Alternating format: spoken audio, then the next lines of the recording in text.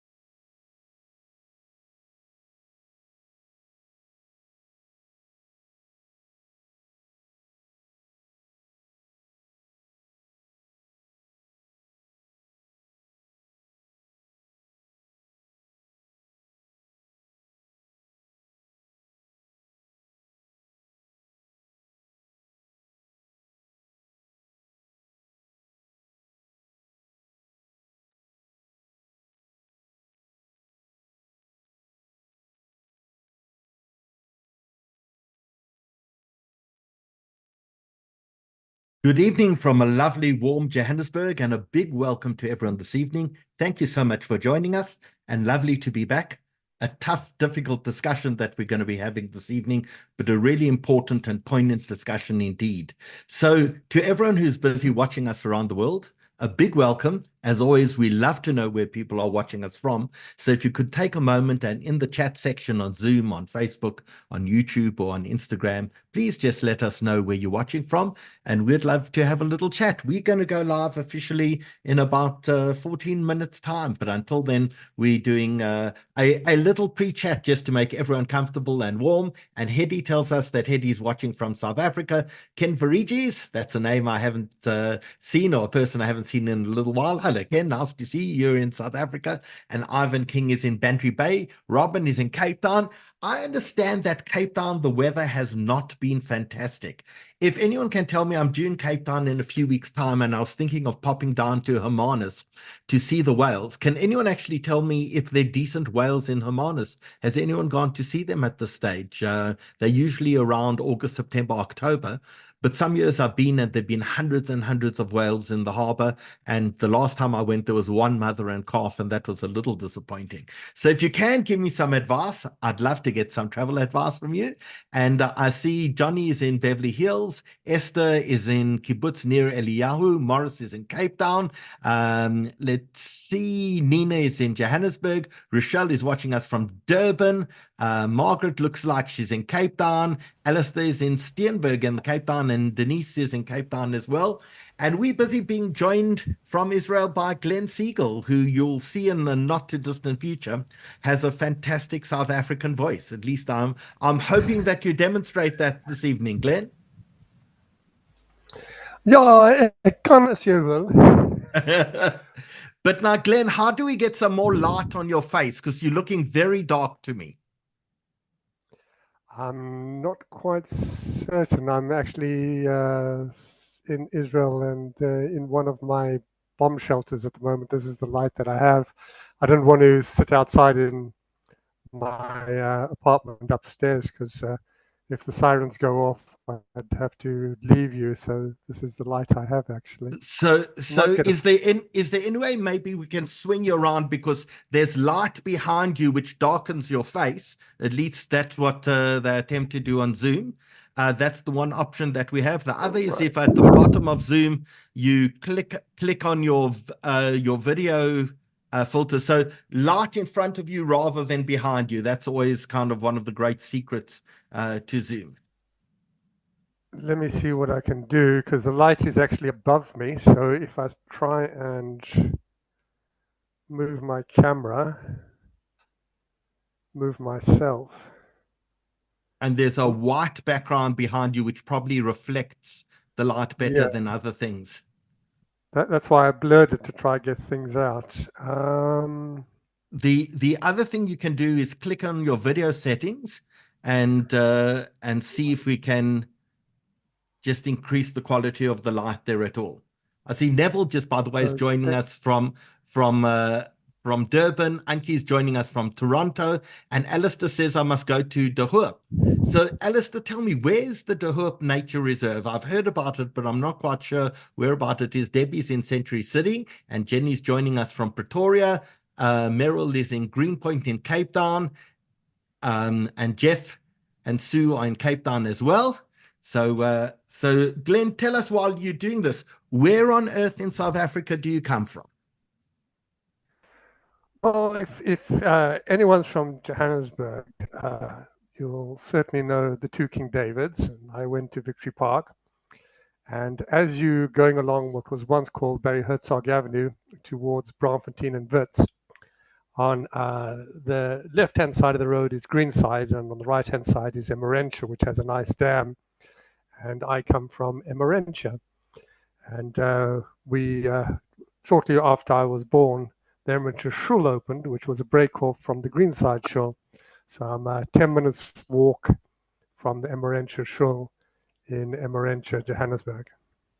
Fantastic. And I see we're joined by Danny as well. Danny, your lighting is looking fantastic. We're trying to get Glenn to light up his face a little bit. My only concern is that when you move and the light behind your head goes slightly Yeah. to the side, you're going to look like you've got a halo, which I'm sure you actually do. But that's normally I would try not to move. I would try not to move. okay. Fantastic. And we can see the glowing wedding ring on your finger. That's excellent. My wife should be pleased. So guys, tell me, Glenn, you're sitting in a bomb shelter. Where does that mean you actually are?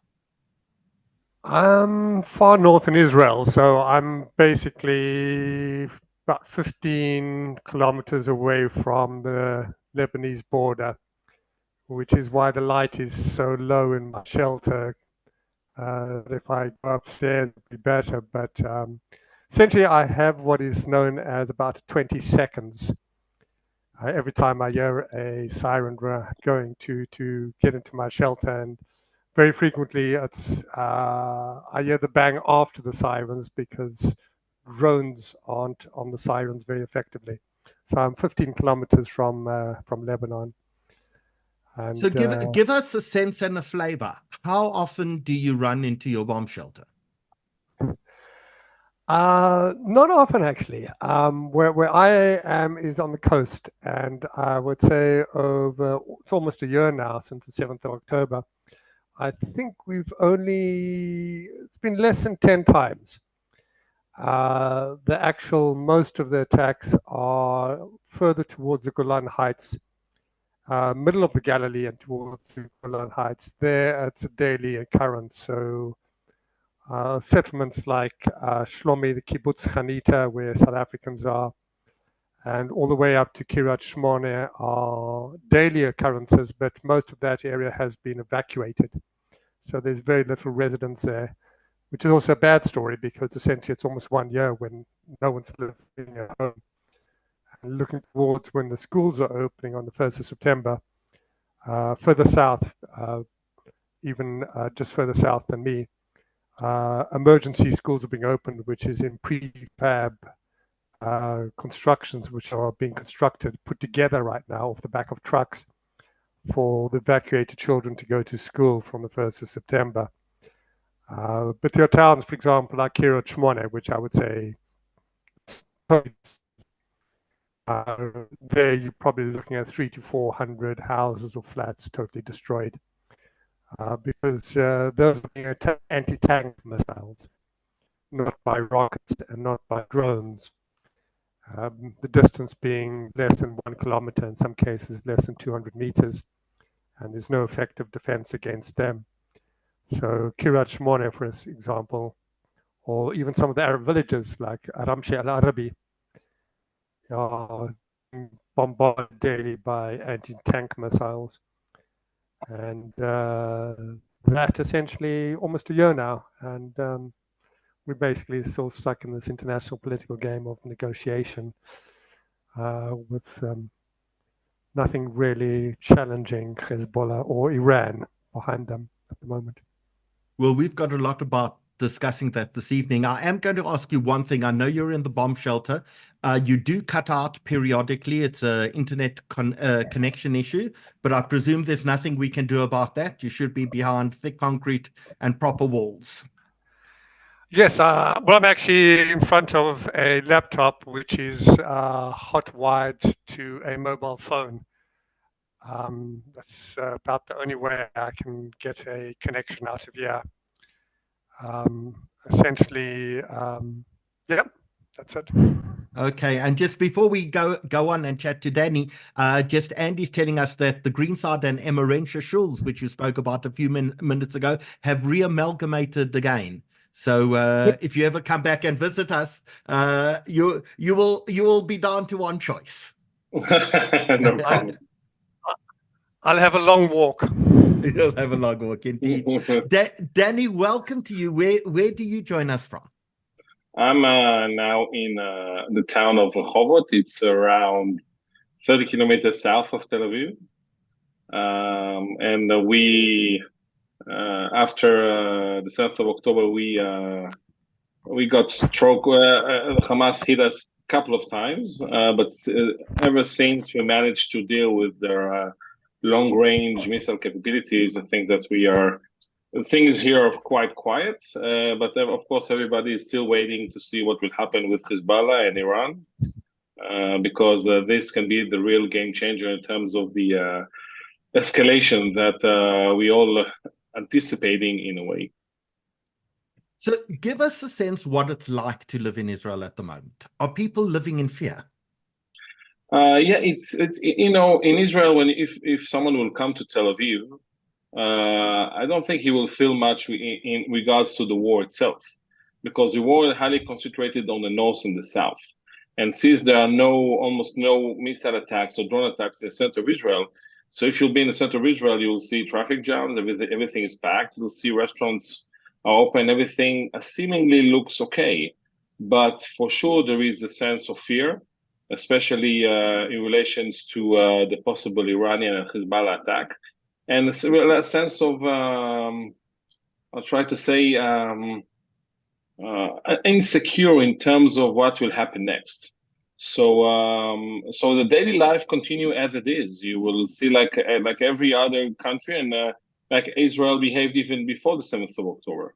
But of course, again, if you go south or north, of course, you will feel Israel is shrunk a little bit, especially in the north, in terms of Hezbollah's daily attacks in our northern border. And you go south, there is a constant war in Gaza Strip.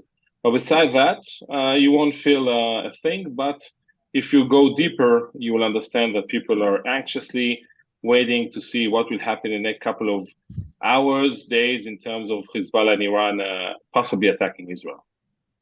So a few weeks ago, or in fact, probably about 2 months ago, we had Mary Eisen on one of our shows. And she said to everyone, here's my advice for you. Get batteries so you can have a radio that's battery operated. Have a torch, make sure your torch is charged. Get some water and make sure you've got a week's supply of water. And then I said to her, so is that what you've done? And she said, oh, no, don't be serious. I haven't done that myself. So how seriously do people take kind of those home command warnings? Well, it's not like you won't find like water in the supermarkets, but I think that most of the houses, when they have your domestic shelters, you'll find people getting prepared. There is a lot of generators that being bought. Make sure that if you don't have electricity, so you'll have some sort of power source to use it in your house. So that's for sure happening. But it's not like everybody's running, searching for things. Things are quiet, but people are prepared. And I think they're taking the home command alert seriously, but I think in a way that it's not dramatic or hysterical.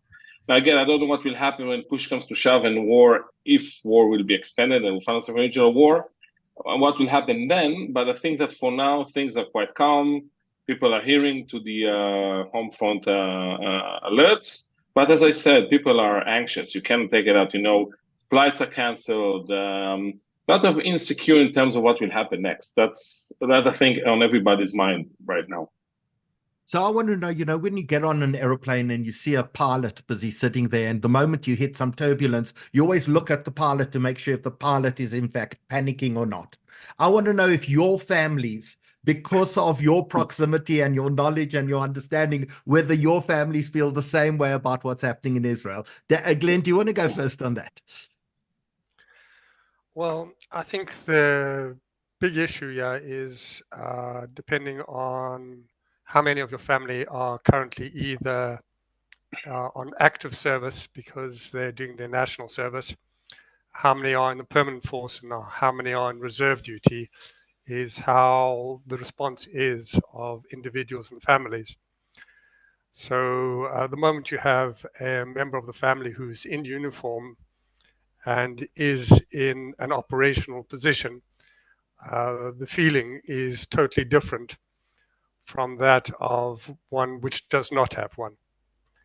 So there also in terms of how serious you take the preparedness issue is because whenever you see your family, you have first-hand knowledge of the extent of the combat which is being undertaken in the south, or the preparation towards that which has been undertaken in the north. So for all intents and purposes, it's, I'd say at this point, about 30% of the population are, in terms of their family, living the war on a daily basis. But the objective of the military is to try and take that out of the general daily life, that progressively over the years, the warning systems, for example, have become more and more localized. So whereas in 1967, the moment an aircraft approached Israel's borders, the entire country went into the shelters. It is now localized to the extent that you're looking at if the rocket isn't actually going to come in a trajectory towards you, there will be no warning. So the objective of both the military and the government is to try and get people to live a normal life as possible and take the war out of their normal lives. But if you do have a member of your family in uniform, especially in one of the combat or preparation zones, then that is an impossibility. And for some people, this is literally from the 7th of October. They have had family in combat, some not having seen them for the first 3 months, others not having seen them since the 7th of October, depending upon what your military position is and what you're doing. So it's a wide range of feelings in terms of family and the war. And I'd say the same for those living outside of Israel, is that if you have a member of your family, and I can say this because I've looked through the list of participants who are watching this, and I can see some of my cousins are on there, but I also see some of my schoolhood friends on the list of people watching tonight, and I know their sons have been in Gaza in combat, and they flew back from outside of Israel to be in that position. So during the first few weeks, I was getting this constant stream of requests from them. Have you seen my son?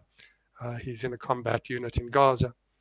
So, and that I think is even more intense, is that you're outside of the country and you have a child who is in a combat position, and you might get a text message or something once every few weeks or months, specifically because in the combat zones, we can't even take our phones in. That during the initial period of combat in Gaza, all phones were left outside for a wide range of reasons. So Glenn, let me just stop you there, because the time has just gone 7 p.m. South Africa time, 8 p.m. 8 p.m. Israel time, and we are now live with an audience. We are broadcasting tonight on Zoom, on Facebook, on YouTube, and on Instagram. And a big welcome to everyone around the world who's joined us this evening. We've got two remarkable panelists who are experts on Iran, and tonight we'll be delving quite deep into what is happening with the anticipated war that we all seem to be sitting on edge, sitting on spilkers, to see what is in fact going to be happening over the next days in Israel and within the Middle East. Before we begin, we just want to welcome you. This is the 172nd broadcast that we've done since the JR Live webinars began. And on behalf of the South African Jewish Report, I'd really like to welcome you this evening. On controls this evening is Britt. So Britt, a big thank you and welcome to all of you. Just a reminder that you can get your copy of the South African Jewish Report newspaper, which is the free communal newspaper that we distribute around South Africa. We have about 33,000 people who read us in hard copy every week. We have another 36,000 people who read us on our newsletter. And we have about 120,000 people who visit us every month on our website. So please go and get your latest copy of the South African Jewish Report, a front page story this week in the Jewish Report of a great tragedy and mystery that's happened. Really an important read, and also to welcome Amos Horn to South Africa. Amos is an Argentinian Israeli. He has two brothers who are being held hostage in Gaza. I was grateful and fortunate enough to host a breakfast for him and diplomats and church leaders on Friday morning, and he told the harrowing story of what happened to him and his family on the 7th of October. But there are signs of life of his members of his family. In fact, when Sapir Cohen was released in November, she confirmed to him that she had met his family both in an apartment and later in the tunnels underneath Gaza. And a few months later, in fact, it was reported that DNA had been picked up of one of the Horn brothers together with DNA from Yahya Sinwar. So it is believed that the Horn brothers are in fact alive. He's visiting South Africa at the moment. He spoke to the community on Tuesday evening. He spoke to diplomats and he spoke to religious leaders on Friday, and an absolutely important read in this week's Jewish Report. Don't forget as well, if you can't pick up your hard copy of the Jewish Report at Kosher World or Clicks or Dischem or in your local shopping center, garage shop, spaza shop, you can always go online to sajr.co.za and either download the entire edition, or alternatively, you can look at the individual articles. And all of our webinars, don't forget, are always kept online on YouTube. So you can go onto the SA Jewish Report's YouTube page, or alternatively, you can click on the webinar section of our website as well. And finally, the last message that I want to leave you with is nominations closed on Thursday for this year's South African Jewish Report APSA Jewish Achiever Awards. Nominations are now closed. The date is the 17th of November, and I can confirm to you that we had 815 people nominated this year. And now starts the arduous task of going through all those nominations, finding if people will accept their nominations, getting people into interviews, filling in forms, getting 5 judging panels set up in order to look at all of the nominees and to select winners for this year. So please diarize 17th of November 2024. We'd love you to buy tickets through either a table or alternatively seats, or if you're unable to do that, we will be broadcasting online. And each year we have about 40,000 people who watch the APSA Jewish Achiever Awards online. So we certainly hope that you will either join us in person or alternatively that you will participate online on the 17th of November. So Britt, thank you very much. Please remember as well that this is not just a conversation between the three of us. This is a conversation that involves you as well. We have Britt, who's busy looking through the comments on YouTube and on Facebook and on Instagram, and she's going to be bringing all the questions and comments across so we can have a conversation with our remarkable panelists. But Danny, let's start with you. Give us a sense and an understanding. What is Iran? Who is Iran? I think many people would be surprised to discover that Iran is not an Arab nation. No, Iran is not an Arab nation, of course, and they're not speaking Arabic. They're speaking Persian. And again, when you ask who is Iran, I think we should ask who is the Islamic Republic of Iran, because Iran has changed during the history multiple times. And I think the last change that is also relevant, of course, to our days is the Islamic Revolution, 1979.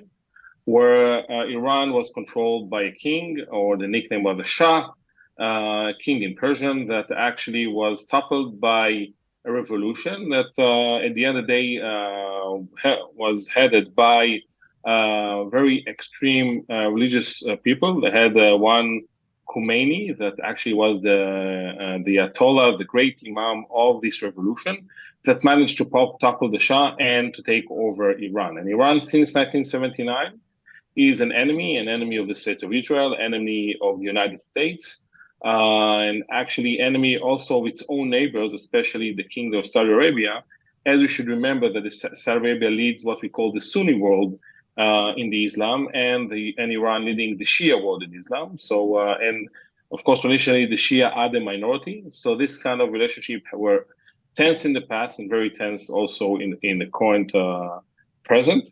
Iran has built strong capabilities since 1979, conventionally and also nuclear-wise. It has an advanced nuclear capabilities, still not having a bomb, but very close to having one.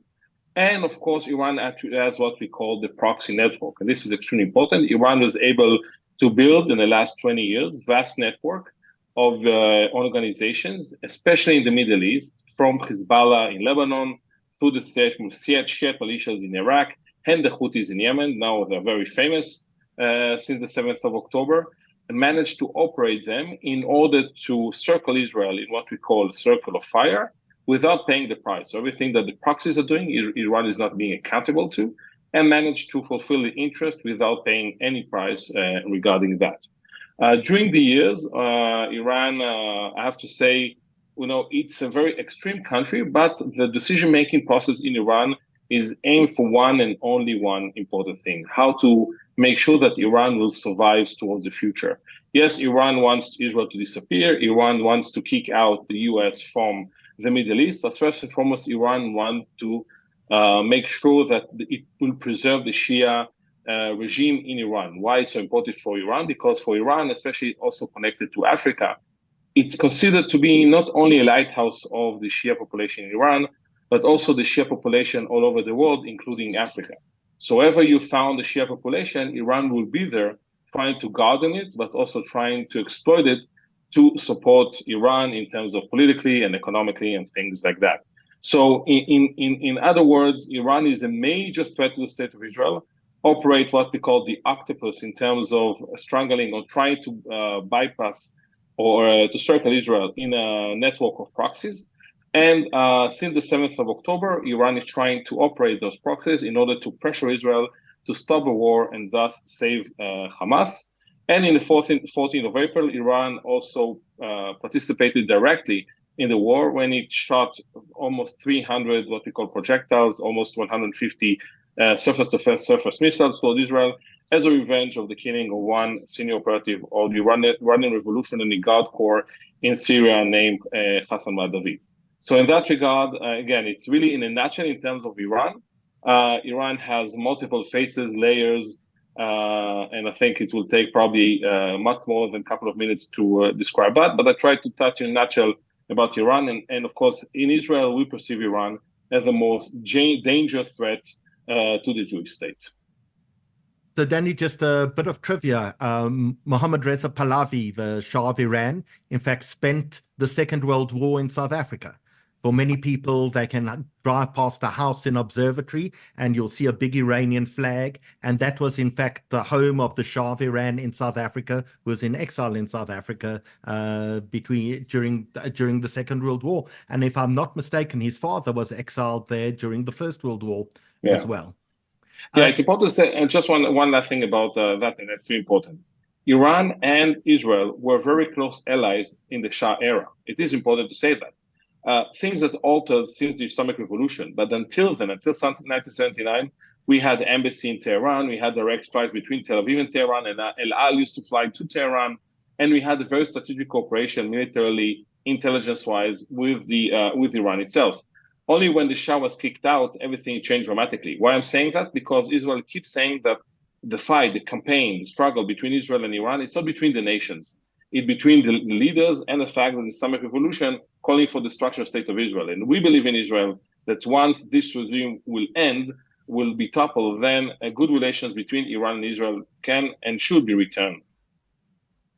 So, Glenn, explain to us, what is the obsession that Iran has with Israel? Why is it so high on their political agenda?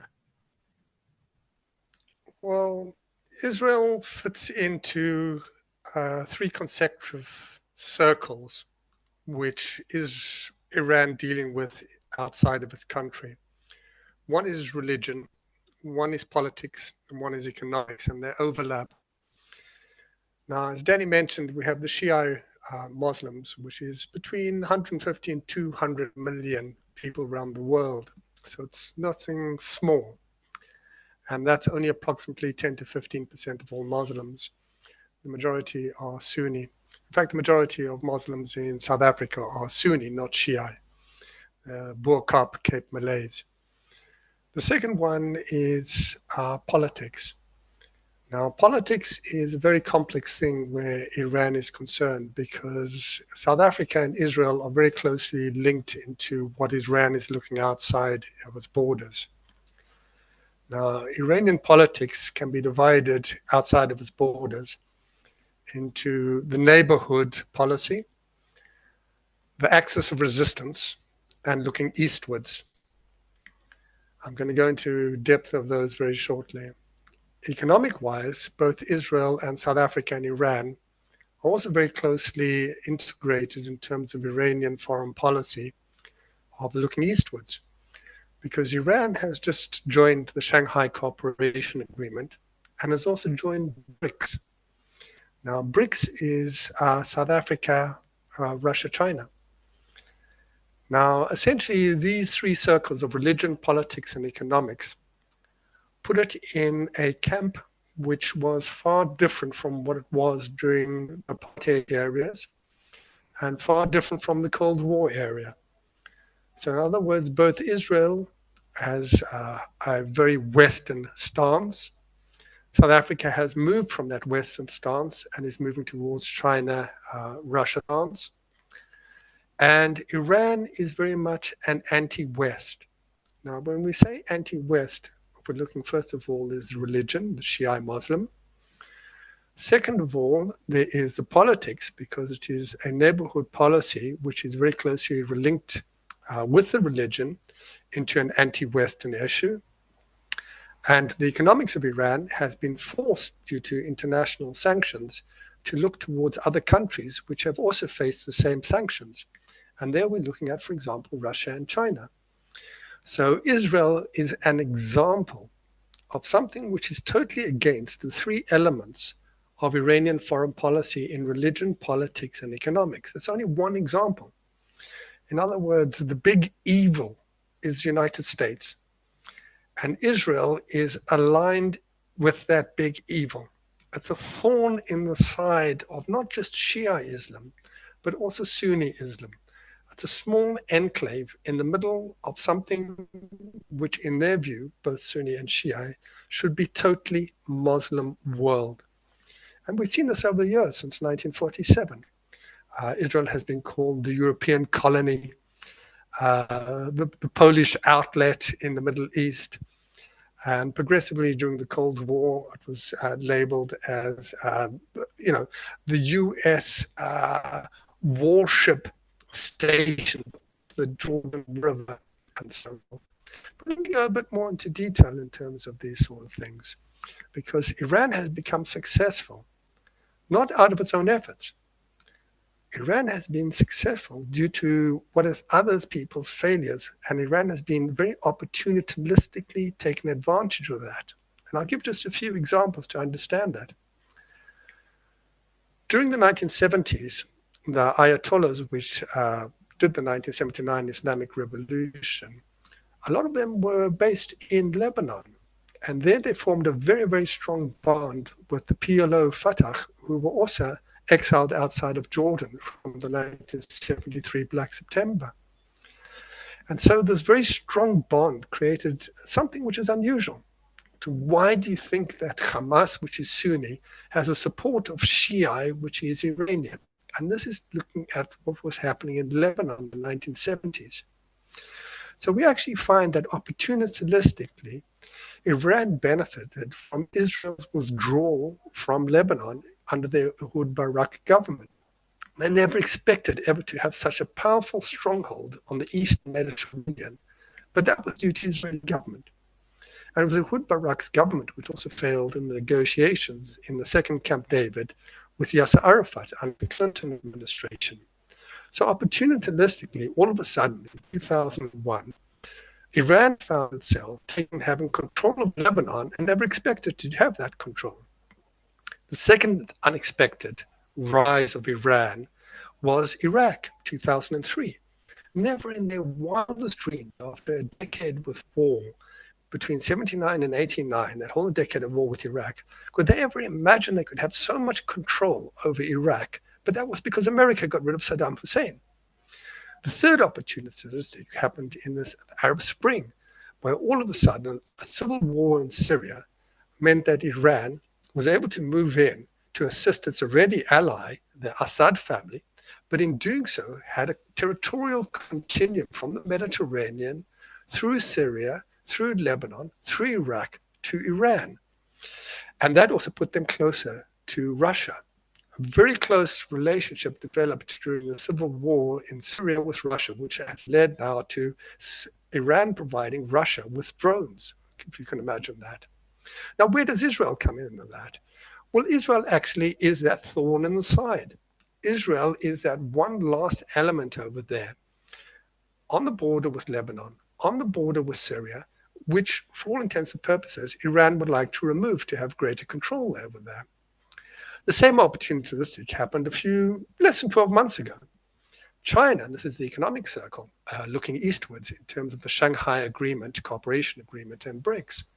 Never in the wildest dreams could anyone imagine that China's foreign policy changed from economic globally with no strings attached politically to assist Iran in having a political rapprochement with Saudi Arabia and a normalization of relations.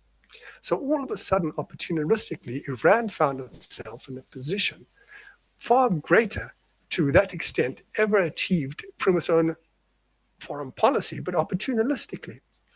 You mentioned the Shah of Iran. Well, the Shah of Iran had a dream in 1974, and that was to have the entire Indian Ocean countries form an economic relations.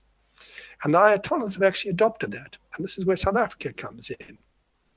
Essentially, the religion, the politics, and the economics of the assistance of Russia, of China, and of Iran are moving to create this cooperation from South Africa all the way northwards through the Houthi area of Yemen, through Iran, and into the Taiwan Straits.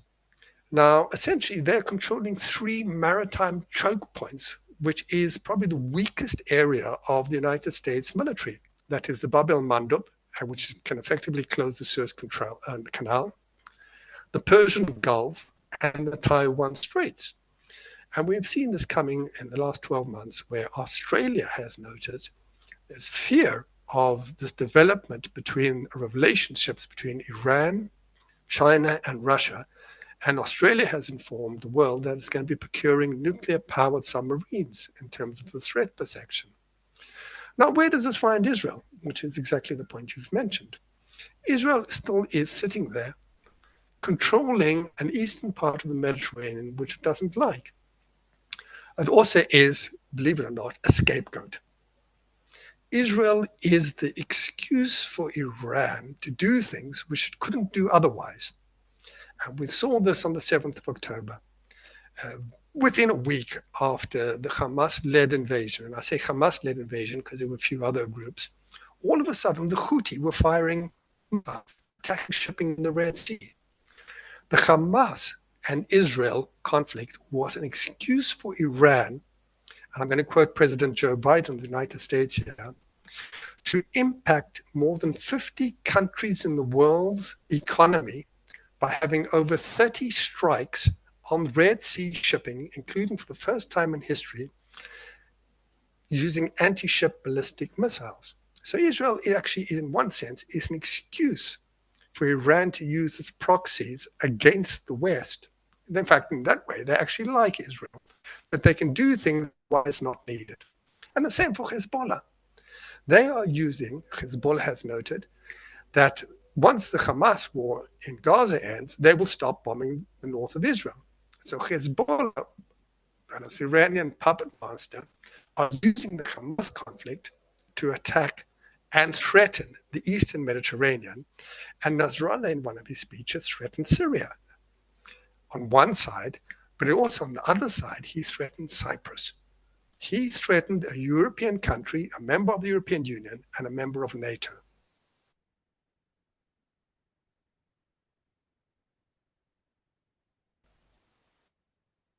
They're using us as a scapegoat. Internally within their country, they're devoting. Glenn, I'm sorry, but I'm afraid your internet connection is not stable enough and we're losing you there. Funds from away from the economy. Glenn, sorry, your internet connection, I'm afraid, is not stable. I think we've lost Glenn there. We hope he'll be able to join again. But Danny, let's turn back to you for a moment.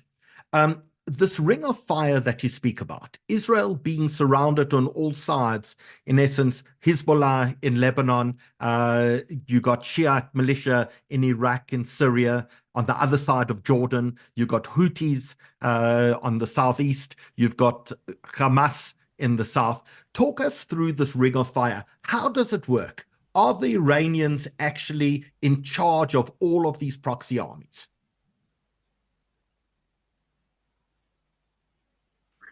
So you're on mute there. Let's just get you unmuted. Yeah, sorry I'm back, about that. but I'll go into silence at the moment. It was just we blanked out because I got aircraft overhead, so they cut out all the communication. Sorry about that. Thanks, Glenn. Yeah. So again, Iran is actually building their capabilities by sending them arms, training, and money, hoping that they enable them to threaten Israel, not to attack Iran. That's first and foremost. But second, when push comes to shove, and like from the 7th of October, they need to save Hamas, so they need those proxies to attack Israel. Not why Iran is not directly attacking Israel, because Iran is afraid that attacking Israel will lead to escalation, that in the end it will be a regional war, and the Iranians will find themselves fighting not Israel, but the US. And the Iranians fear the US the most. So in that regard, it's comfortable for them that the proxies will take the upper hand in terms of attacking Israel. But it's important to say that it's not like directed instruction in terms of how things are going. There is a joint operation room in Beirut, in Lebanon, that all the proxies are sitting there and trying to build some sort of coherent strategy.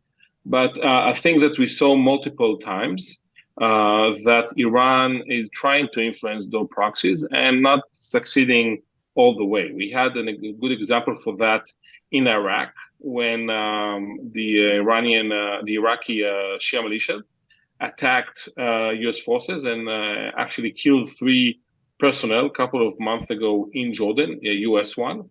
And Raini, the commander of Quds Force, had to fly directly to Baghdad, persuading them to stop launching those attacks because Iranians were afraid that they will pay the price at the end of the day. So the bottom line of this kind of circle is the fact that Iran is really enjoying that. The Quds Force commander Raini is actually orchestrating this network. But this network has its independent capabilities, especially since the assassination of Qasem Soleimani in 2020. We see that the Houthis, the Shiite militias, and also Hezbollah are becoming more independent in their decision-making process. I'm not saying they're not coordinating things with Iran, but I think they're becoming more independent. It is important for the day after the war to understand how we can increase the gap differentiation between Iran and the proxies itself, because if Iran won't able to operate or enable those proxies against Israel, it will really weaken its ability to influence or to operate its malign activities in the Middle East itself. So this is something that for sure for the day after war we'll have to think hard and clear about that. But again, as I mentioned, they are working, they are supporting, but they're not directly instructing. It's not like they are telling the Houthis to do A, B, and C, and the Houthis are doing A, B, and C. The Houthis, for example, are very independent in the decision-making process. They need Iran for the highly sophisticated weapons. By decision-making process, they are quite independent. Same for the Iraqi militias and even Hezbollah. So I think that we need to look at it as a network, but within that network, each member of the network has its own independent considerations. So what do we think the Iranians knew about the 7th of October? Did they have pre-warning about it? Did they understand the concept? How can they be held accountable for it? Well, the Iranians for sure knew something is happening because they have, in Quds Force, you have what we call the Palestinian branch, headed by a guy named Saidi Zadih that was exposed several times in the past. So when Hamas planned the attack, and we now know from paper that we found in Khan Yunis, that Sinwar really thought that Iran and Hezbollah will join in. So I believe that they had the sense of the attack itself. But I think they didn't know exactly the date, and they were surprised, like all of us, on the 7th of October. That was it was kept secret between the Hamas leadership. So strategically, Iran knew about the attack. Operationally, I think they didn't know about the scale and didn't know about the date itself. But since the 7th of October, they took a strategic decision. They will have to save Hamas, because for them, Hamas is a crucial element within the axis of resistance. Why? First, it's Sunni organization. Hamas is actually the Palestinian branch of the Muslim Brotherhood. And for Iran, it's important to show that the struggle against Israel is not only a Shiite one, but also a Muslim one. And the second, the fact that Hamas has really put a lot of threat to Israel in terms of its capabilities. So for Iran, it's crucial that Hamas will stay in its network itself. But as I mentioned, they didn't want to intervene directly. So from the 8th of October, we saw all the proxies starting to attack Israel, and especially Hezbollah. Hezbollah actually is the most prominent proxy, is even more than proxy, is what we call Iranian partner. And he was sent to the war in one important goal, to spread the IDF, making sure that the IDF won't be able to focus all of its efforts in Gaza Strip, and by actually starting some sort of a limited campaign in our northern border. And this is what's happening from the 8th of October, unfortunately. So in the matter is that even if Iran didn't know operationally or tactically when the campaign or the war will start, strategically they probably knew. And from the 7th of October, they're doing the utmost to save Hamas. So Glenn, let's in fact talk about the 14th of April, because that was the first direct attack that Iran did on Israel. Maybe you can just run us through the lead up to the 14th of April and what actually happened on that day. I think it was the 14th, or was that the 11th of April? On the 14th. 14th. Basically, I got the 11th of April in my head because essentially this is already when we had indications that Iran was preparing to attack. In other words, it was fueling up, moving missiles, moving drones closer to certain border areas and so forth. Essentially, this is what we call tit for tat, which unfortunately can lead to escalations which run out of control. Is that Israel has to do something. And the big question is what and to what degree. And this is indeed the question which I think is the foremost of everybody in Israel's mind, is why hasn't Israel done more against Hezbollah now, for example? So there's very intense calculations at hand of what you can do, how much you can do, and against whom, before the other side actually escalates it beyond control. And you have to take into consideration your allies as well, predominantly the United States here. So what took place in April was, and what has taken place now, with the two assassinations, one in Beirut and one in Tehran, is Israel found itself in a position of being able to assassinate a very senior decision maker, which was influencing a war against Israel, and took the decision that the risk was there and it had to be done, and it was done. In the case of April, Tehran, the Ayatollahs, believed that this was a step beyond what was normal. And this is the same with Hezbollah. Hezbollah is not Hamas. Hezbollah generally tends to accept assassinations as part of war. They don't generally tend to lose rationality. Hamas does lose rationality. What happened in April was that there was an assassination by various Israeli forces, and Iran believed that was crossing the red line and they were going to respond. They did this by launching over 330 projectiles, missiles, drones, and so forth from a number of different locations. And Israel, together with allies, managed to successfully defend against them. Now, this was a very important message, and we call this in military terms a signal to Iran that essentially your response is a signal back to us about red lines, but we are capable of defending ourselves to the extent that our population is not going to be harmed. Now, we have to be very, very careful when we say this, because both Iran and Hezbollah are different from Hamas in their targeting. Hezbollah, essentially, when they do launch their rockets, tend to always state, we are aiming at a military target, and they even name it.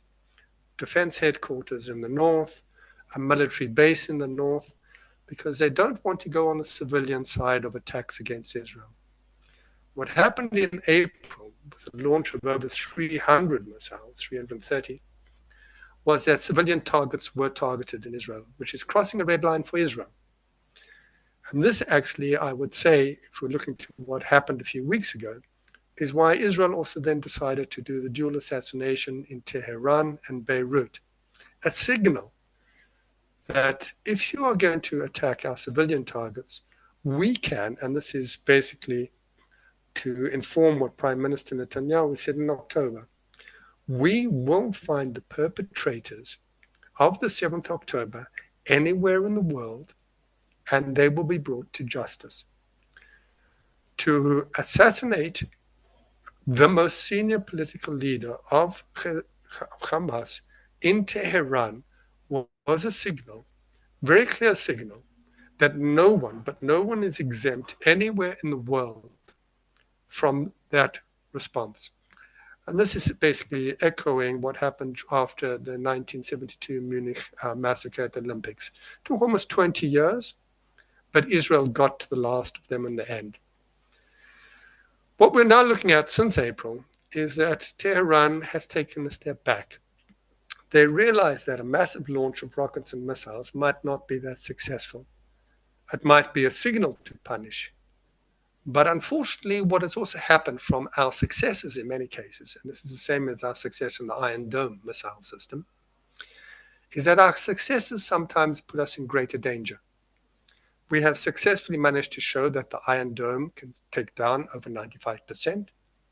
We've successfully shown to Iran that we can strike and assassinate in their capital and defend against their missiles. But unfortunately, this now pushes our adversaries into a position where they might be attacking things which we can't defend. For example, it might be an embassy somewhere in the world. It might be a synagogue or shul somewhere in the world. It might be Israeli tourists, and this actually happened previously in Bulgaria. And tourists who went on holiday were attacked at an airport. So unfortunately, our successes also put us in a very soft belly target zone of having to defend Jews around the world, which is far harder. Turning back to your question of what happened in April, was that we touched a soft spot. We touched a very soft spot in Iranian hierarchy, where they believed they had to answer to it. And I think we're in that same situation now. Iran believes they have to answer, but unfortunately, we don't know exactly how or when or where. And this is a very difficult thing globally to maintain a status of alert and a very high defense against it. But we have successfully shown to Iran, and this is the lesson of April, if you launch missiles against us, we can actually defend against them. Unfortunately, this might have also pushed them further into the Iranian enrichment program. That essentially a thermonuclear device might be, in their eyes, the best way that they can defend against the Sunni world. And that might actually be a preemptive use of that. Now, at the moment, the current Ayatollah and the current president of Iran are rational. Rational to the extent that they are sensitive to the costs. They won't go berserk. But one of the greatest threats which always faces a conflict zone issue is that capability and intention is very much linked. That once a country has capability and once it has the intention, for example, and said it to annihilate Israel, the next set of leaders down the road might not be as rational, might not be as sensitive to the costs, and might wish to use a thermonuclear device against Israel. And this is forcing us to cross a red line as well, in terms of exactly how far Israel goes at this stage against Hezbollah, and how far it goes against a preemptive strike against various targets in Iran that might threaten us. But hanging on that, we have to say, depends upon our allies, and we are looking to the 5th of November elections in the United States very much. So I think at the fore of everyone's mind is what do we do against Hezbollah? What do we do against Iran? but unfortunately, the decisions in Jerusalem are, as we say, options are on the table, but as yet, we have not yet made a decision which option is best down the line. And I think this is the case of the last 20 years with Hamas in Gaza. Let's bring in Danny at this point in time. Danny, the 14th of April, was that a real attack, or was that just a symbol? Were the Iranians relieved that none of their missiles actually hit anything? Were they intended to hit anything? And are they worried about a full escalation into a proper war between Israel and Iran? Yeah, well, I think that the Iranians are, I think they don't want to find themselves in escalation that lead into war. They're willing to do so in order to what we call balance the deterrence equation for them. For them, it's important that they will deter Israel. This is why I think they're considering to strike Israel again, because what's happening in Tehran. But at the end of the day, the Iranians don't want to find themselves in escalation in terms of a regional war that they will have to fight the US. And for them, it's a real danger for the regime itself. In the 14th of April, what they did for them, in their own view, is actually retaliating to what Israel did in Syria. Israel assassinated one of the prominent leaders of the RGC, a guy named Hassan Madawi, that was the commander of the Quds Force Lebanese and Syrian Corps. And he was a very senior guy connected from Nasrallah to Khamenei itself. And this is why they decided to strike in order to what we call balance the equation in terms of deterrence regarding Israel. Now, the question whether they wanted to hit or not, you're not firing more than 300 projectiles, including 120 missiles if you don't want to hit. But I think that the Iranians had to calculate in terms of the fact that we have a strong active defense capabilities from the Iron Dome through the Arrow. And of course, we had a strong coalition going with us. So I think the Iranians knew that they will, I think that most of their capabilities will be shot down. The Iranians tried to aim to very secluded military bases in Israel. One of them was the Nevatim Air Base, that they believe that the F-35 that they took off from there killed Hassan Madawi. But I think at the end of the day, they were relieved that no escalation happened after their attack. But now they're in a real dilemma because obviously for them, it's not the issue of Hania more than the issue of killing Hania within Tehran, breaching their sovereignty, but also the fact that Hania was invited to inauguration of President Pezeshkian. For them, it's something that, again, crossing the red line and need to retaliate. But I think that it's not that easy last time for three main reasons. First, you have, of course, the presence of the U.S. forces in the region. And I think it's really unprecedented what CENTCOM has now in terms of capabilities. Second thing, of course, is the issue of Pezeshkian. We have a new president in Iran that is more moderate than the previous one from Raisi. He is what we call the conservative, reformist conservative. That is not, of course, is not pacifistic, is not in favor of interacting with Israel. But for sure, for him, the most important thing is reaching some sort of a nuclear deal that will enable him to lift sanctions over Iran. So I don't think that, and there were a lot of reports coming, especially from Iran International, saying that he's actually challenging the decision to launch missiles against the state of Israel. And we have the third thing, the third point that changed, that the fact that unlike the 14th of April, now we have also Hezbollah that want to revenge the death of Fuad Shukor, of actually the most senior military guy in the organization itself that was assassinated in Beirut more than 2 weeks ago. So they have to calculate that into their retaliation. So because of all those variables, I think they are struggling in finding the way to retaliate against Israel. I think they climbed the high ladder and they find it very hard to not retaliate at all. But I think all possibilities are on the table, from firing something that would be more to just for show and not to hit something, but also maybe something more drastic. I think that at the end of the day, until we are not encountering it, we'll find it very hard to know exactly what the Iranians want to achieve. But I think that for sure the delay signals the fact that it's not that, not say easy, but I think that there are constrained some considerations they have to take in their decision-making process in that regard. So we'll have to wait and see. And of course, Iran is only half of our problem. The other half is Hezbollah, that in terms of firepower capabilities is actually more threatened to the state of Israel than Iran itself. Iran has actually helped building Hezbollah as a terror army with highly sophisticated capabilities. So even if Iran won't retaliate, even if only Hezbollah will retaliate, we could find ourselves in a real escalation because its firepower and capabilities are such that it can cause a lot of damage to the state of Israel. And of course, we can cause a lot of damage to the organization itself. But I think if we find ourselves in escalation, this will be a war that the Israeli public never been or never witnessed such a war in terms of the firepower of our adversary. So I think we have to wait and see how things will develop. We are what we call the waiting period, but for sure, I think we are closest as we ever been to escalation that can find ourselves in a regional war. I'm not saying it will happen in the end, but I think a lot of will be determined how Iran and Hezbollah will retaliate, and especially what will be the retaliation of Israel to this kind of the attack by Hezbollah and maybe Iran. And a lot remain to be seen, but we are in a very sensitive situation right now in Israel. So does it surprise you, Danny, that there hasn't been an attack? Because I think we're now day 18, if I'm not mistaken, since the assassination in Tehran.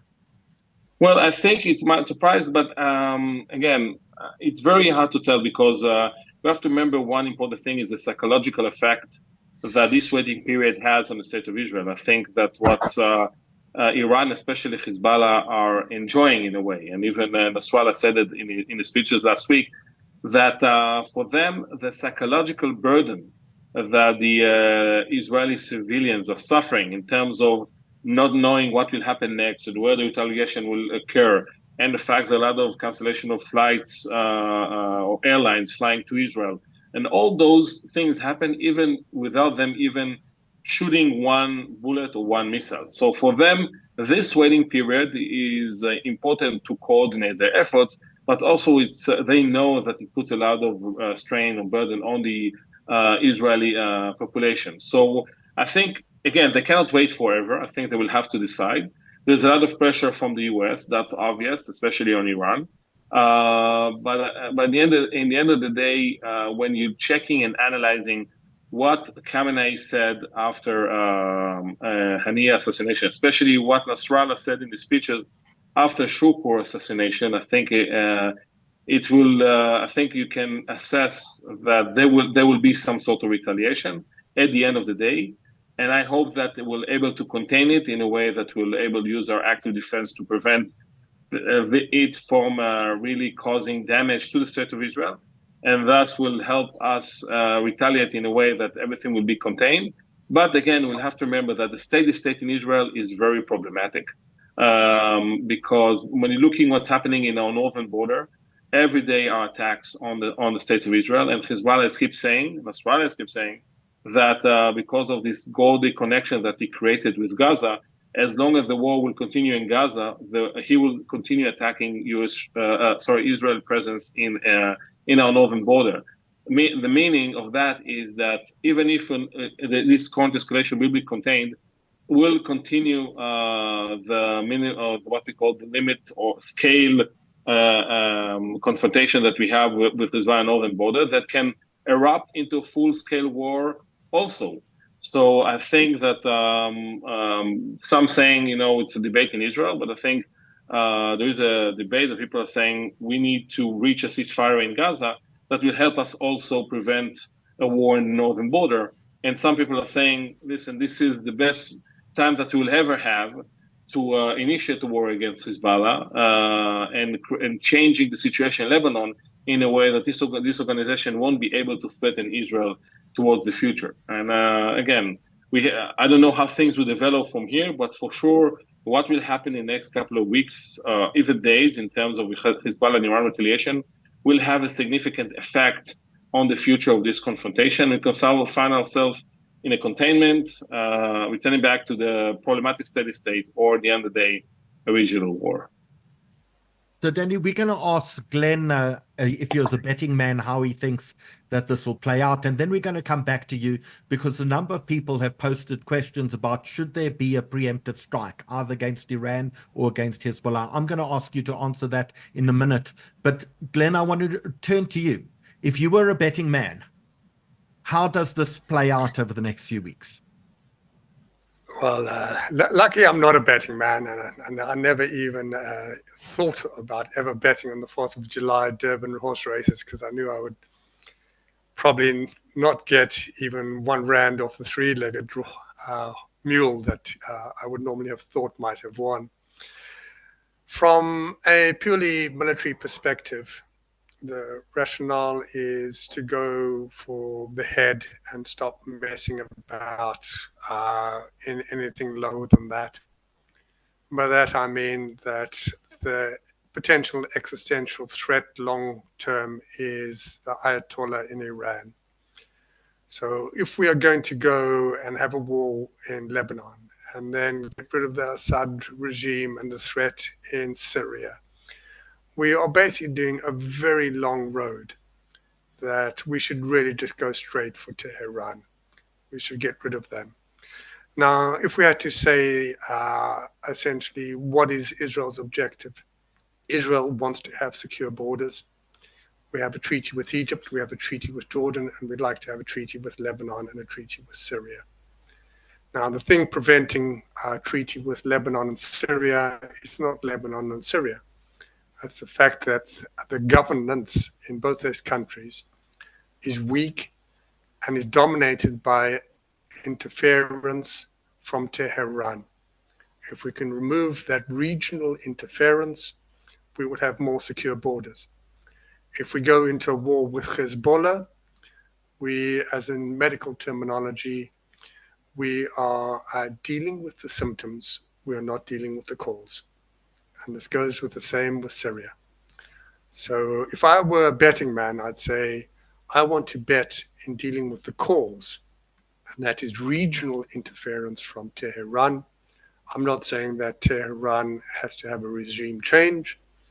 I'm not saying that we have to attack Tehran, but we have to get Tehran out of Lebanon and out of Syria to achieve secure borders, a peace treaty with Lebanon and Syria. And I think that would also be a step forward in negotiation with Palestinians on the Palestinian cause, because one element of that negotiation with Palestinians is the number of Palestinian refugees in Lebanon. So I think what we have to really do is end Iranian regional interference. I think we need a very strong international coalition. And I think that international coalition can only achieve its objectives once Putin is out of Moscow. So I think we have to look at a larger picture of just how we can do that. So long as Putin and the Ayatollahs are sitting together, we have a very, very hard task in dealing with that. And don't forget that part of the story about Syria is also Russian involvement there. So as a betting man, I'd say I'm not going to bet because I'm going to lose my money if I had to look at it. And we have to differentiate between prediction and forecasting. We know roughly what's going to happen, but when, we don't know. So, Danny, do you agree with Glenn? Is this a package deal that has to involve the Iranians, has to involve the Syrians, has to involve the Lebanese, has to involve the Russians in order to rechange it? Is that even practical? How, and should there be preemptive strikes? Should Israel be waiting to see what the attack looks like, or should it try to take out its enemies right now? Well, I think that it really depends on what the Israeli grand strategy. And I think the strategy needs to be is first and foremost a ceasefire that will enable us to get our hostages back. And I think this is the moral obligation of the state of Israel. People that were sleeping in their houses on the eve of the 6th of October, woke up on the 7th of October, being kidnapped, they watched families being butchered, burned, raped. And I think there's some more obligation to get them out from the tunnels of Hamas. So we have to reach a ceasefire. Now, in enhancing the current campaign that we have right now into a regional war will prevent us from achieving that goal. Actually, we'll achieve Sinwar goal that actually this was his dream, as I mentioned, that all of the proxies will join in this war against the state of Israel. And we don't want to help Sinwar. And I think the best way to do so is reaching a ceasefire that will enable us to release the hostages. We have to remember that if we'll initiate the war, we'll find ourselves with no legitimacy, especially not from the West, especially not from the US. We'll find ourselves, if you attack today Iran, the next attack that will occur from Lebanon, because the proxies is obligated to work to defend Iran, especially Hezbollah.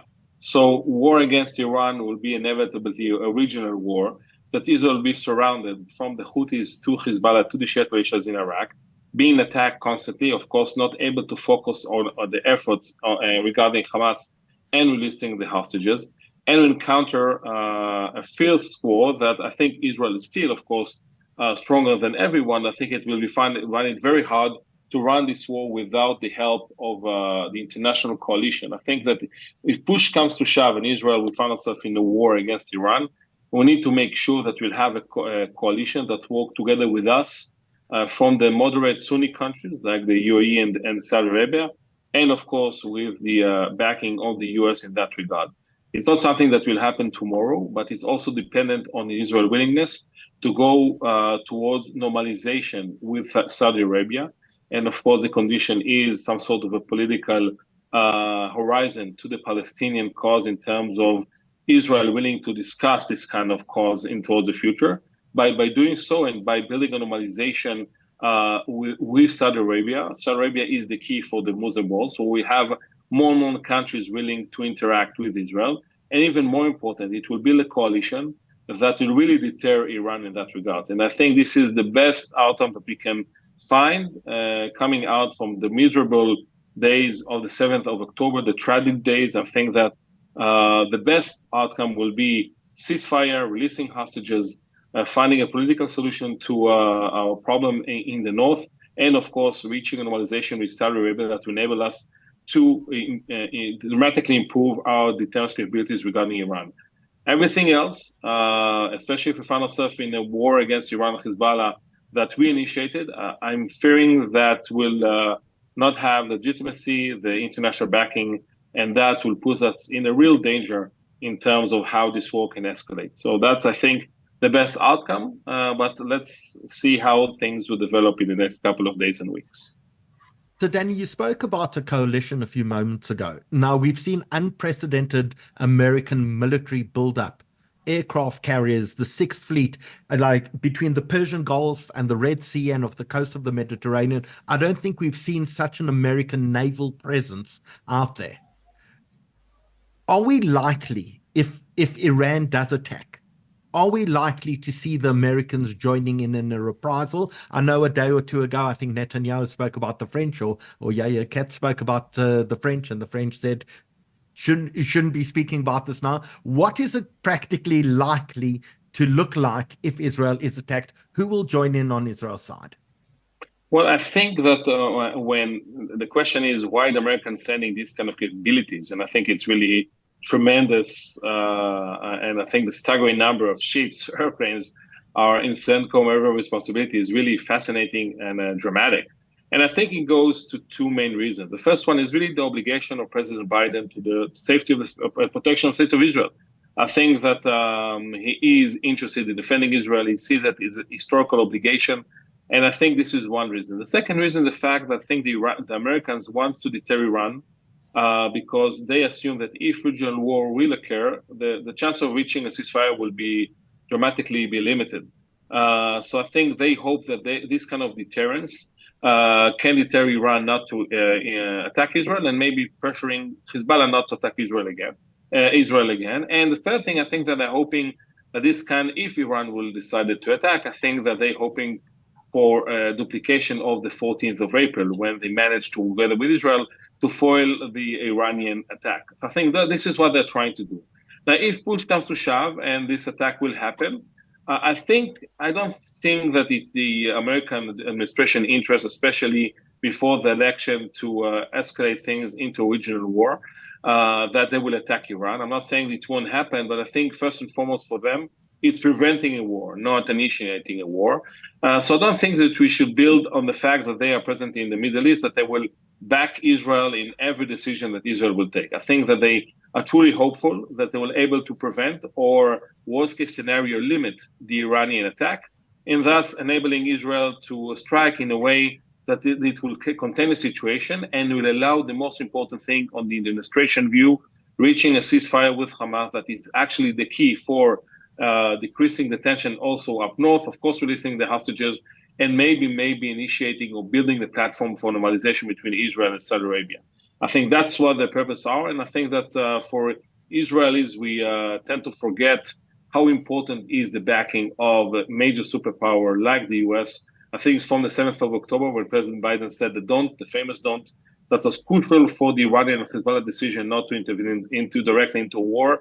And of course, now I think their presence is important in deterring Iran and even deterring Hezbollah. And I think we should thank for that and making sure that we're preserving our strategic alliance with the US towards the future, because something that I think we understand from the current escalation from the 7th of October, that in front of the axis of resistance, we need to fight within a coalition. When Israel is alone, it's a challenging case. But when we are working together, like the 14th of April, we're able to counter Iran initiatives and goals. And I think that's a lesson to be learned towards the future in terms of strengthening the alliance between Israel and the US, and of course, finding paths to increase the interaction, maybe normalization between Israel and the moderate Sunni state in the region.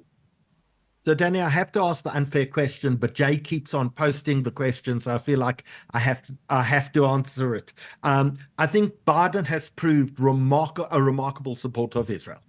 And despite the little tiffs that have happened between himself and Netanyahu, Israel could not have asked for a better backer than Joe Biden since the 7th of October. And I think the military hardware shows this.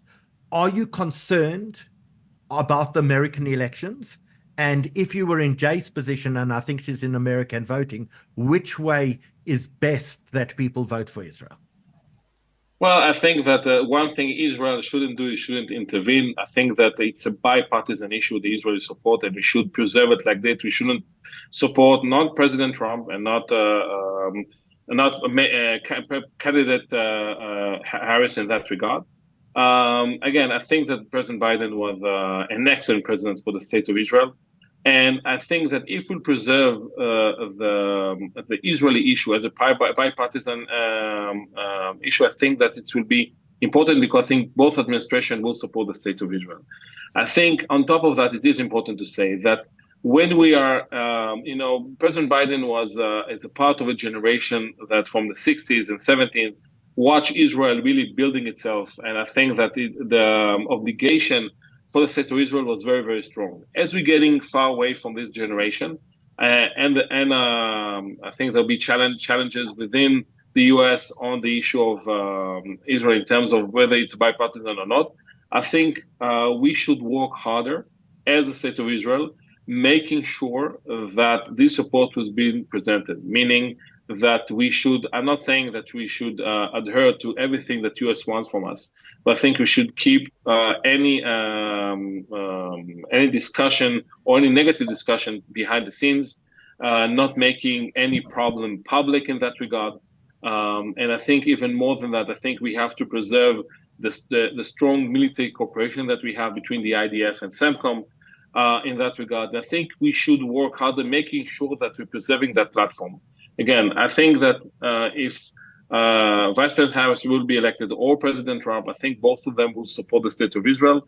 But again, as we are fading away from the previous generation of, like President Biden, I think we should work harder to gain that support and should do the utmost, making sure that we're preserving that. Because our enemies, and that I think is important to say, our enemies are hoping that there will be a gap between Israel and the U.S. They are hoping that Israel won't support the U.S. They are hoping that Israel will be isolated. So we have to make sure that we do the opposite, preserving and enhancing this kind of cooperation, because there is no replacement for Israel in terms of the U.S. support. There is no other superpower, no other country. We have good relations with a lot of countries, but no one can replace the alliance that we have between Israel and the US. We need to preserve that.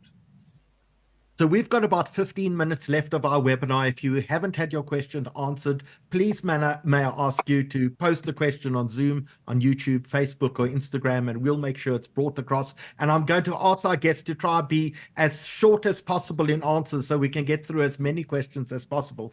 But Glenn, while people post their questions, the idea of Iran becoming nuclear, is it inevitable? Can Israel stop a nuclear Iran, or has that boat sailed? When the Cold War ended, we had a few simulation games of the worst case scenarios of proliferation. And we estimated between 15 and 20 countries would go nuclear within a decade. We're very pleased to say, looking back on those heady days of the 1990s, we've done exceptionally well in that we've actually reduced the number of countries and not had a proliferation beyond that.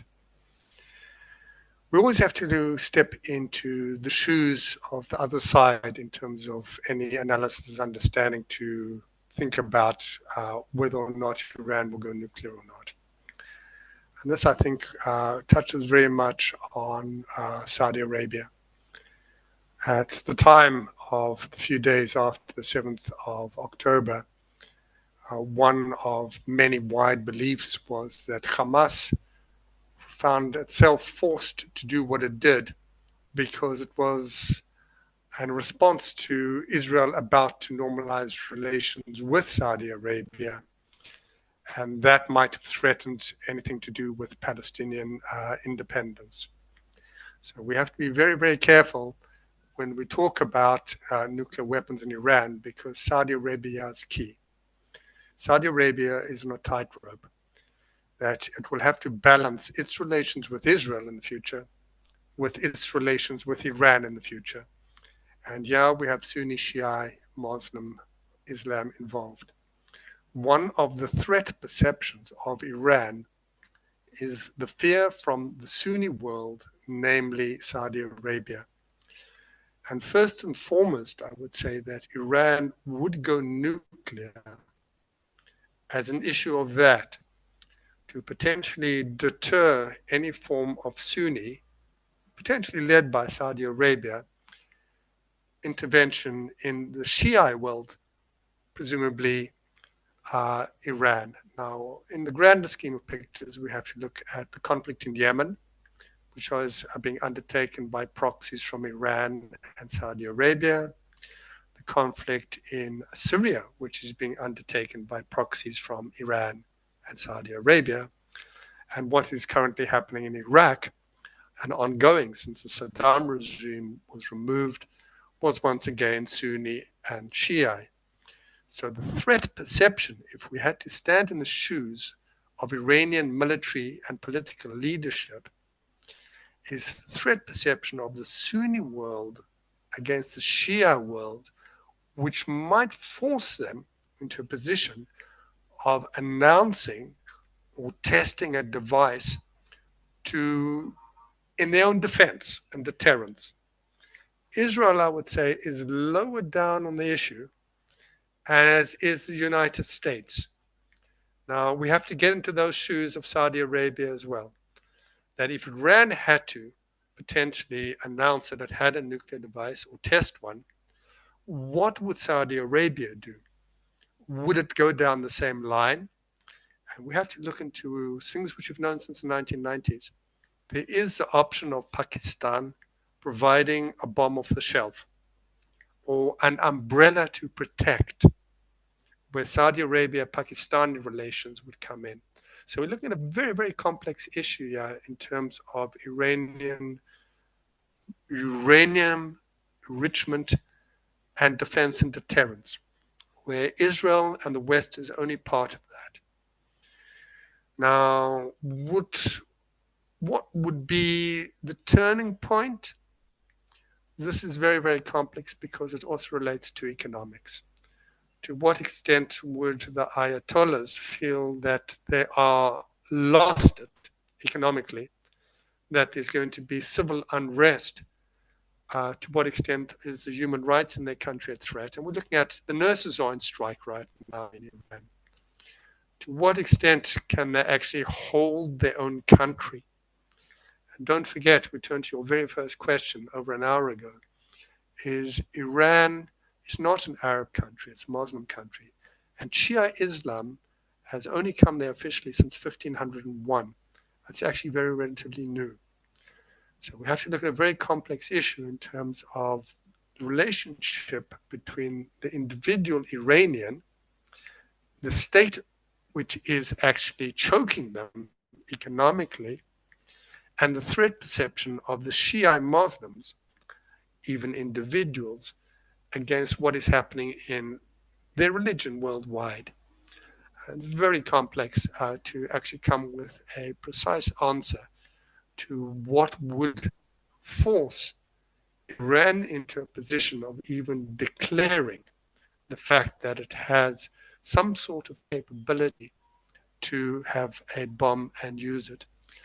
And this is, I think, an issue why both Israel and the Western countries involved in the region don't want to push Iran into that position of being threatened to that extent.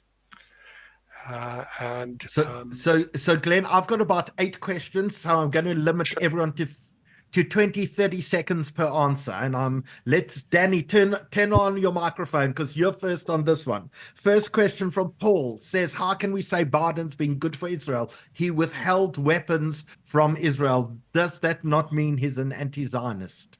No, that's not that he's a Zionist. Well, there was 3 events in the 7th of October when we needed the U.S. After the Hamas attack, and the 14th of April Iranian attack, and now the possible Iran and Hezbollah attack. And that were the U.S. proof its support to the state of Israel, but doing the utmost to protect the state of Israel. Yes, disputes can happen, and there will be dispute between Biden and Prime Minister Netanyahu. And it's obvious that I'm not sure that they're funding each other, and I think that they're all personal disputes between themselves. But on we have to look at it on a strategic level. When we needed the U.S., we needed their support, from weapons to political support on the UN and other venues, they were there to our help.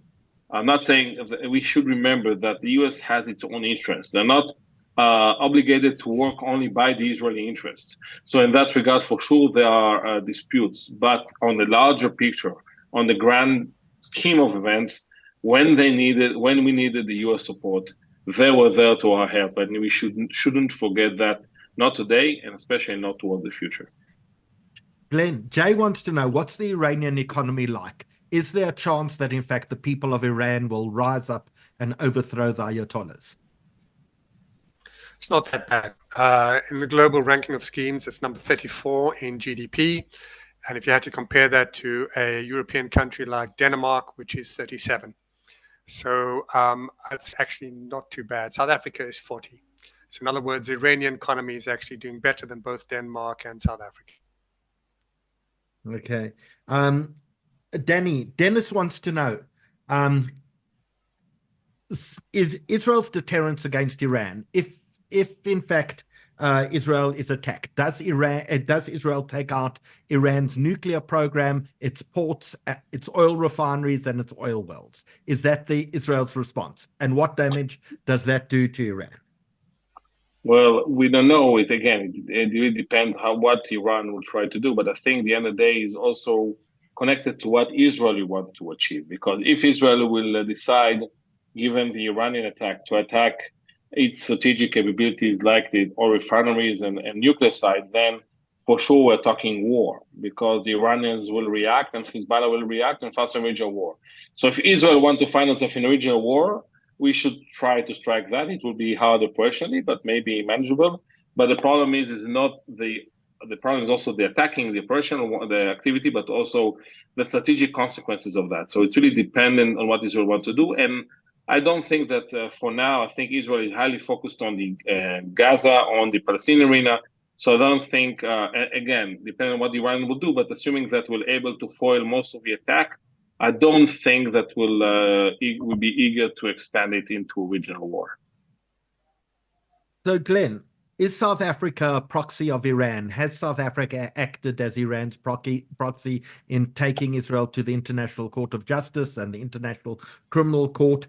Is South Africa acting as Iran's proxy, or is that the South African government's will? We have to differentiate between various political parties and the various systems in South Africa and the various government offices. The ANC-led government has progressively moved away from the West. As I mentioned, that there have been very attractive offers to ANC leadership to undertake certain things in the individual role and not in the benefit for South African citizens. And this is not just by Iran.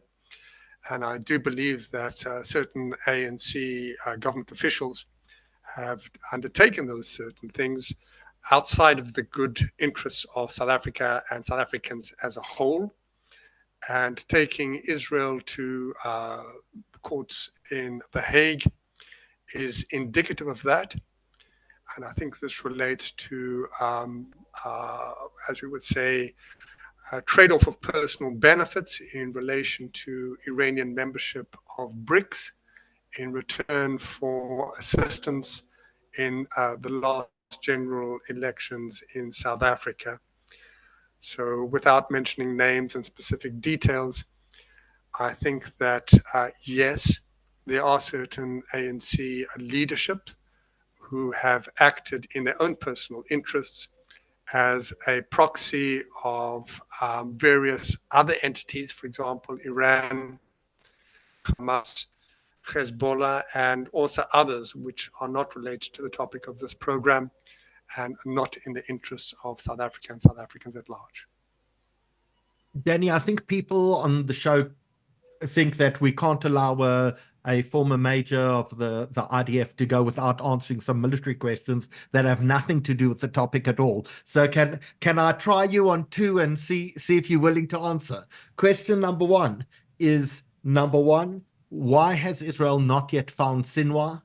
And question number two is a negotiated ceasefire and the release of the hostages actually possible? We seem to have made some progress last week, although Hamas denies it.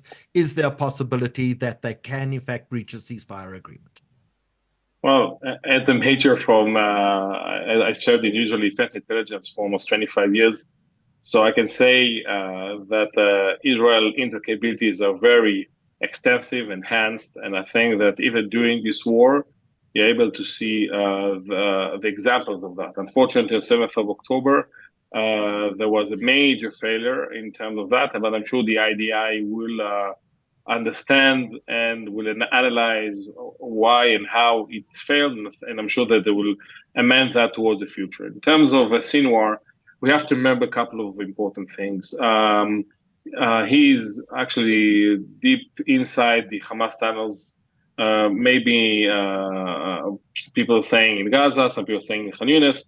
We don't know. The problem that I think we were surprised how extent the tunnels are, and it's very hard to find all the tunnels, and within the tunnels themselves, all the path going from the one tunnel to the other. And I think is a huge challenge, and we didn't find the tunnel of Sinwar yet. That's one thing. And the second thing, we have to remember that we're reporting that Sinwar is actually protecting itself as using the hostages as human shield. So even if we'll find Sinwar, it will be a dilemma what to do, because the last thing we want to do is to kill our own hostages. And the last thing, I think that Sinwar is a very smart guy. And the Olado's reporting also the fact that only small number of people really know where he is. So it's very hard from creating some sort of an intel tracing capabilities if he has such a connection to the outside world in terms of basing itself or relying only on a couple of people. So it's very hard from them to find out where he is, especially when he probably deep dive in the tunnels that goes a lot of meters down in Gaza itself. So it's a major challenge.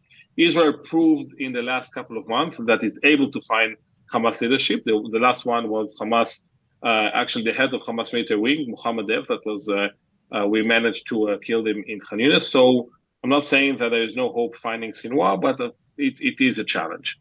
That's regarding that. Regarding the possibility of reaching a ceasefire, yes, there is a possibility because the sides are gone closer, but it actually will have both sides will have to take strategic decisions in that regard, because despite the advancements that are being made in the last round of talk in Doha, it's obvious that Israel will have to probably forego its willingness to control the Netzarim corridor and probably some sort of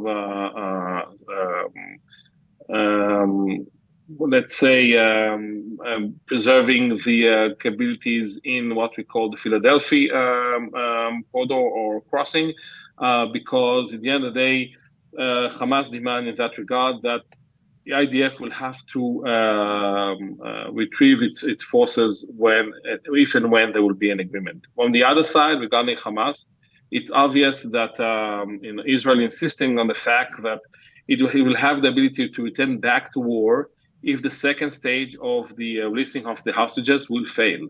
So in that regard, if Hamas won't be able to accept this condition, on the other side, if Israel will continue insisting on staying in the Netzarim corridor and in the Philadelphia crossing, then there won't be a deal. But if both sides will find a way to show some sort of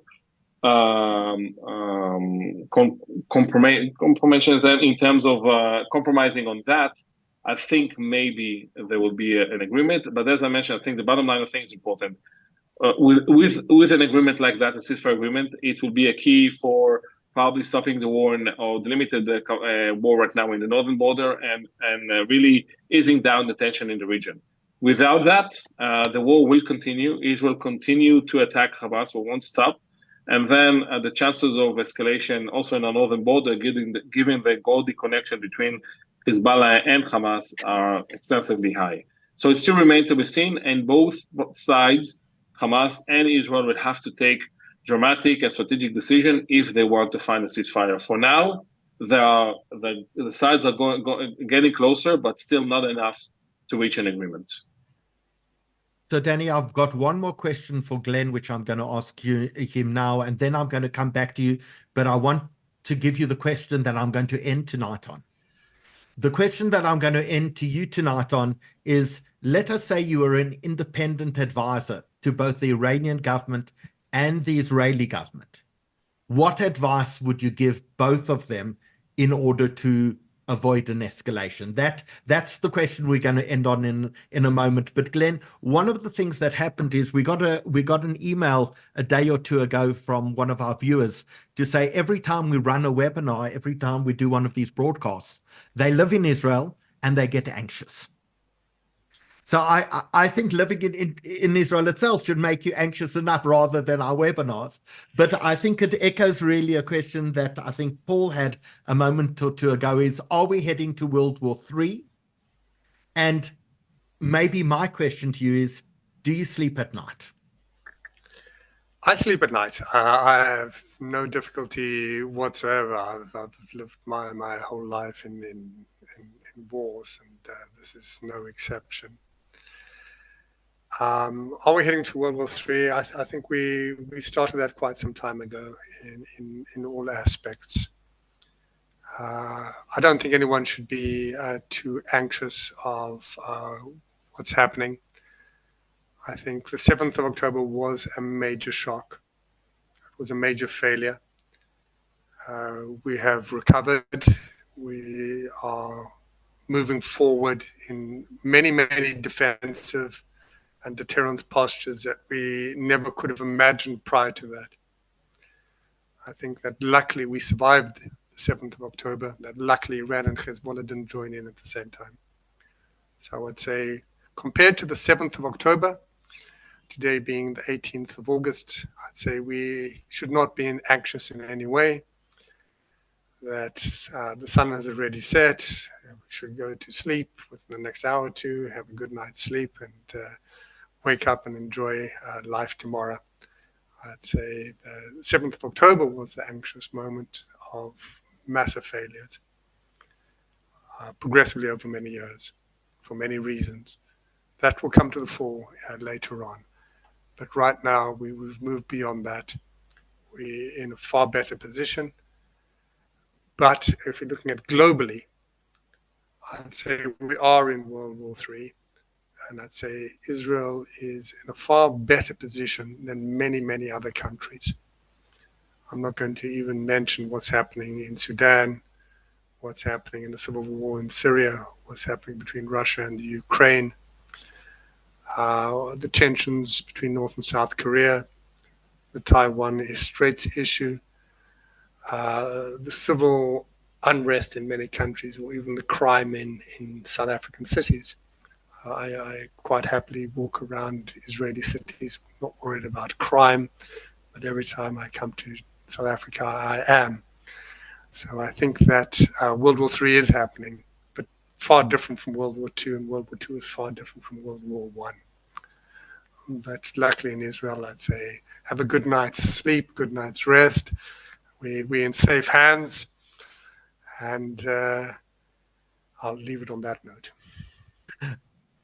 Danny, so become the advisor for us to both governments in Iran and in Israel. What advice would you give us? Well, I think in terms of Israel, I think if Iran will attack us, we should do the utmost to foil this attack, working with our close allies, the US, and maybe the moderate Sunni states, in order to foil this attack. And this will allow us to retaliate in a way that will able to contain the current event. I think we should prevent any retaliation that will lead us to escalation regional war. Of course, everything is dependent on what the Iranians will do and act, but I think if we'll manage to foil it or even limited that, I think the retaliation should be retaliation, of course, but limited as we can close this event and focusing on reaching a ceasefire and releasing hostages. In terms of Iran, I think that the best recommendation I can give them is don't launch those missiles, because at the end of the day, a lot of miscalculation can happen. They can launch missiles that in the end of the day can fall in places that they're not intended to fall, or something could happen along the way that will they will fall in a way that I think maybe will force us to react. We can aim to a military base, but you can hit civilian infrastructure. So in that regard, if the Iranians will decide to launch those rockets or missiles, they're entering themselves, pushing themselves to a miscalculation venue or sphere that they don't know what the outcome would do. So my best offer for them is don't launch it, because at the end of the day, you can find yourself in a war that you don't want to encounter. In that regard, and I think that the current Iranian president has initiative or willingness to reach some sort of a deal regarding Iran's nuclear capabilities in terms of lifting sanctions. For sure, a regional war won't help this kind of willingness or endeavor by the Iranian president. So this is, if I could offer them, my suggestion is don't launch, because then you are losing the ability to control your faith in so many words. And let's hope that they will listen to that. We'll not retaliate, or retaliate in a way that will able to foil that. And from there on, everything will be contained, hopefully reaching a ceasefire. The most important thing, releasing the hostages, and then common situation and rebuild Israel army. And I think that's even the most important thing in terms of releasing our hostages. So we've come to the end of tonight's broadcast. I want to thank our two speakers who've just been so remarkable and so insightful, trying to explain to us a conflict that is far away. I think many of us understand what's happening in Israel, but few of us understand what's happening in Iran. And it's just been so enlightening and amazing to be able to share that tonight with both of our experts and the thousands and thousands of people who've watched us across YouTube, Facebook, Instagram, and Zoom. As people thank you tonight, and they will in the comments as we speak, there was one last question that came in, and that is, in 12 months' time, will Israel still have the same prime minister? Glenn, what do you think?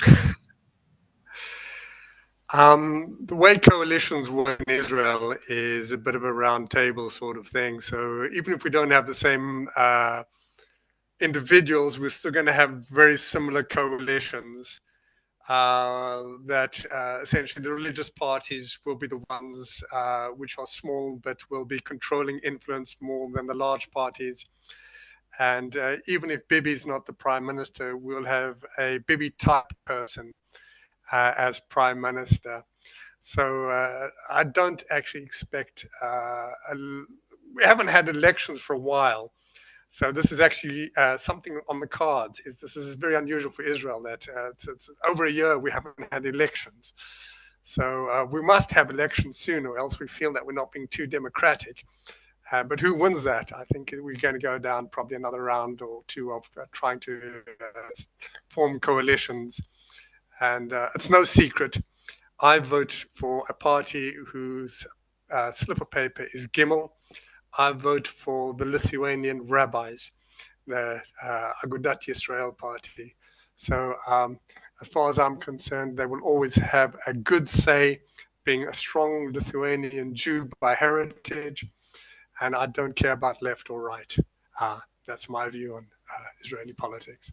Glenn, you absolutely terrify me. Danny, what do you think? Well, I always say that my luck in life that I'm analyzing the Iranian and Axis politics and not the Israeli one, because I think it's the most harder thing in the world to understand the Israel politics and, of course, gambling on it. So I really don't know what will happen in Israel towards the future. I just hope that there will be a government that will work for the benefit of its citizens and will, I think, at the end of the day, will enable us to rebuild ourselves from the tragedy that we suffered on the 7th of October. Israel is in a very, of course, we are overcome a lot of the things that happened, but we're still in a tough situation in terms of the economy, in terms of the need to rebuild our deterrence capabilities. And I truly hope that whether it's going to be Bibi or other prime minister, that it will work in favor of rebuilding this country because it is a must. We suffered a lot. But I think we have to stay optimistic, and hopefully any government that will work to the benefit of the Israeli population. And I'm still optimistic that it will happen in the near and the far future. Gentlemen, thank you so much for joining us, and to the thousands of people who've watched us this evening, thank you so much for joining us as well. May our hostages be returned to us sooner than we expect, and may we have peace as a matter of course rather than the exception in the region. Good night to you all. Thank you so much for joining us. Good night. Good night.